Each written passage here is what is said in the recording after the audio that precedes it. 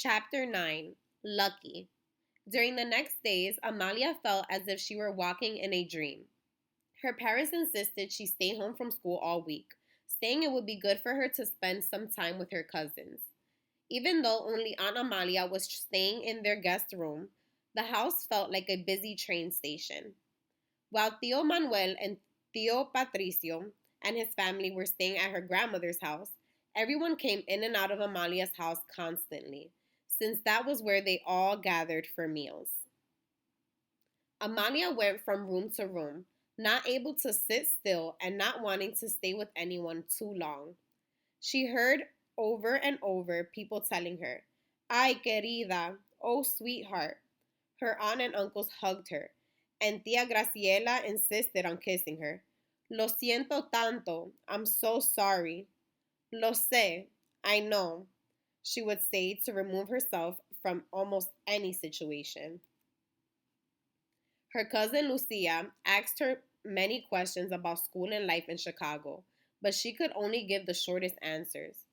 Having never been in the United States before, Lucia found many things fascinating and kept comparing everything with what she had seen in movies and TV shows. She wanted to explore the city and go places with her parents. They always asked Amalia to join them, but Amalia never found the heart to do so. No, gracias. Hoy no. I don't feel so good. Maybe mañana. Thankfully, her cousin Julian seemed to only want to hang out with their Tio Manuel, helping him make repairs inside Abuelita's house.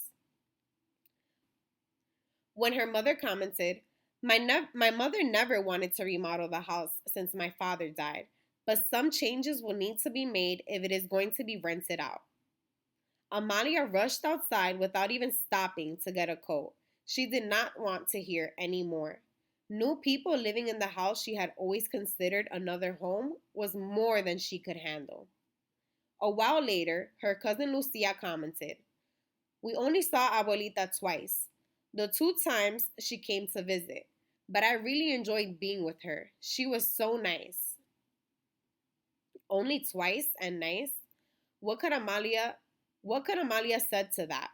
Lucia seemed to be waiting for an answer, but when Amalia remained silent, she wandered away to ask her mother to take her shopping.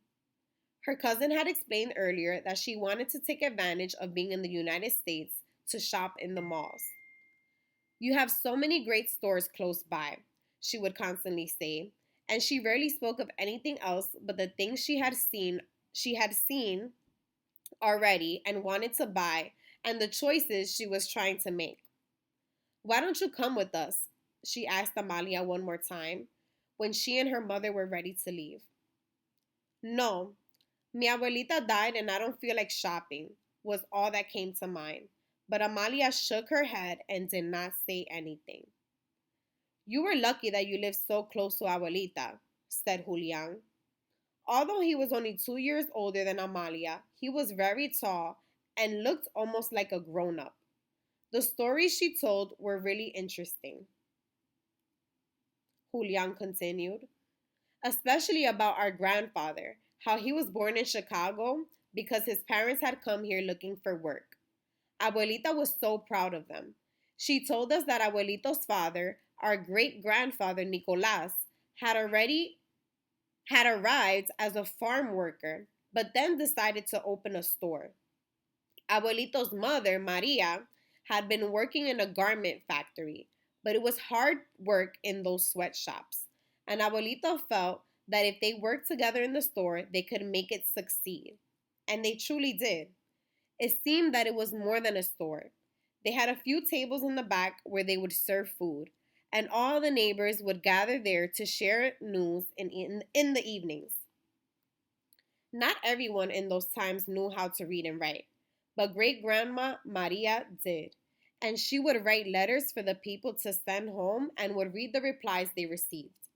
And so when our grandfather grew up, he was able to go to college, and that's how he became a survivor. Yeah, I wish I would have heard many more of those stories, Julian added. And then smiling at Amalia, he insisted, You were really lucky. To Amalia, all this talk about being lucky sounded crazy. How could anyone talk about being lucky when Abuelita had just died? And everyone talked so naturally about Abuelita in the past tense, almost as if she were something that had been discarded, like an old worn sweater or a threadbare quilt. Why weren't they as overwhelmed as she was by the loss of someone so special who loved them so much? That same morning, she had woken up thinking, I need to ask Abue how come she never told me that after Tio Manuel moved to Mexico, he grew a mustache as big as Zapata's. Liano Zapata was the leader of the Mexican Revolution, whose photo Amalia had seen in a book about the history of Mexico. She could imagine her grandmother's smile as she would say, Sí, hijita, just like Zapata's.